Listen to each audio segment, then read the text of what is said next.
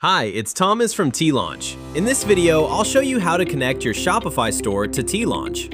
Before you get started, you'll need a Shopify account, access to your Shopify admin, and a teelaunch account, or the ability to sign into teelaunch through Shopify. From Launchpad, navigate to the Stores menu on the left-hand side. Select Add New Store, then click Connect next to the Shopify icon. You'll be taken directly to the teelaunch app page within Shopify. Click Install to continue.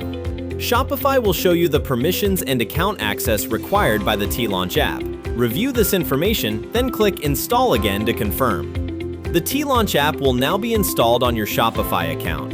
Next, log into your teelaunch account. You'll see a final confirmation explaining that your Shopify store and teelaunch account are about to be connected.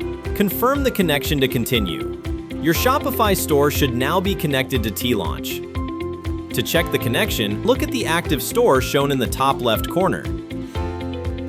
You can also scroll down to see your active stores. And that's it. Your Shopify store is now connected to teelaunch and ready to go. You can now start creating products, publishing them to your store, and managing your orders through Launchpad. Thanks for watching, and we'll see you in the next video.